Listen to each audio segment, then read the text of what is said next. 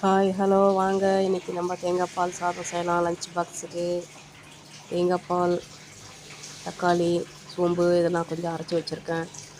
பச்சை பட்டாணி, கேரட், மொச்சக்காய் பாருங்கள். நம்மளுக்கு கிடைக்கிறப்போ உரித்து இந்த மாதிரி ஸ்டோரேஜ் பண்ணி வச்சுக்கணுமானா நம்ம தேவைப்படுறப்போ யூஸ் பண்ணிக்கலாம். முளையெல்லாம் கட்டிருக்கு பாருங்கள்.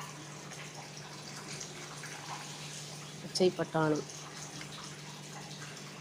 குழந்தைங்களுக்கும் நல்லது. அதனால் தேங்காய் பால் கூடவே கொஞ்சம் அப்படியே சாதத்தோடு போட்டுடலான்னு. பச்சை மிளகா, பூண்டு உரித்து வச்சுருக்கேன் நசுக்கி போடுறதுக்கு. வெங்காயம் நீள வாக்கில் கட் பண்ணி வச்சுருக்கேன். புதினா பாருங்கள். பட்டை, லவங்கம், ஏலக்காய், கல்பாசி, பிரிஞ்சி இலை,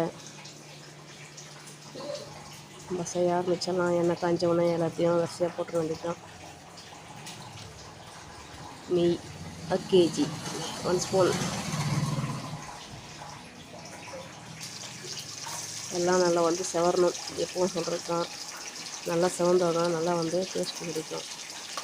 பூண்டு, பச்சை மிளகா எல்லாம் நல்லா பொரியணும். வெங்காயம்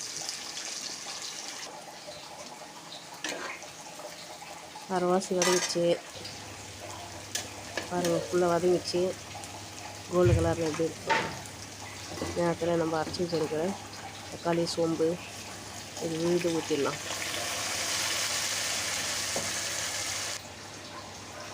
கரம் மசாலா ஸ்பூன், உப்பு தேவையான அளவுக்கு. இது எல்லாத்தையும் நல்லா வதக்கிட்டு புதினா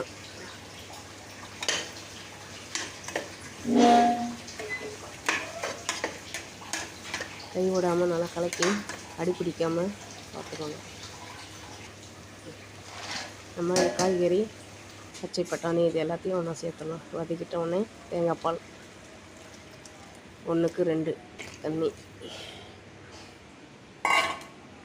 அவ்வளோதாங்க. கொதித்தோடனே அரிசி போட்டு மூடியை போட்டுட்டா சுவையான மஷ்ரூம் தேங்காய் பால் சாதம் ரெடி ஆகிடும். காலைல டிஃபன் சேமியா.